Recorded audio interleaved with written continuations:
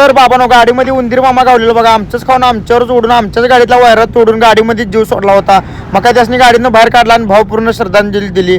मग काय तिथनं गाडी भरून तीन झाली बघा. फायनली गोव्याचा माल लोड करून झालता. मस्त तिथनं गाडी भरून निघलो. डायरेक्ट पोचलो बघा. मध्ये आधी कुठं न थांबता कुठला ब्लॉक काढला नाही. डायरेक्ट महाराष्ट्र बॉर्डरला आलो.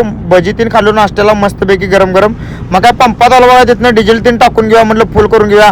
कारण पुढे गोव्याला जाताना मध्ये आधी कुठे डिझेल टाकायला लागणार नाही. गोंड्याला रांडेजाला वर पाठवायला लागते हो, नाहीतर ताडपत्र्यातून चुरलं जाते. मुंबईत एक भीतीच बसल्या ताडपत्री चुरलं जायची. बाबा सकाळी उठल्यानंतर ना नजारा बघितला बघा. चिपळूणच्या मागं होतो. आयुष्यपद असली फिलिंग टाकत गेली की नाही, दुसरं काश्मीर जन्नत मध्ये झाल्यासारखं वाटायला ते. ह्या ठिकाणी नटी पाहिजे होती. नटीच्या मांडीला लावून असं मस्तपैकी पॅक मारायचा मोसम झालता. मोसम असताना पण आयटम नसताना काय करणार. उंडगी निघाली, तिची आई तर 12ची निघाली आणि ती तर सगळ्या गावाची निघाली. जाऊ दे, आपण कुणाचं काय मोकडे केलेलं नाही ना, आपण काय मांजर मारलेलं नाही. आपल्याला पण आज ना उद्या भेटेल. टी शर्ट बघा, I love Kashmir, I love कोकणचा टी शर्ट घालायला पाहिजे होता. मी आय लव्ह काश्मीरचा घातलाय. ह्याच्यानंतर ना येताना आय लव्ह कोकणचा टी शर्ट घेऊन येणार म्हणजे येणार. मग काय कोकणात आल्यानंतर ना ताडीमाडी पिणार असं कधी होणारच नाही.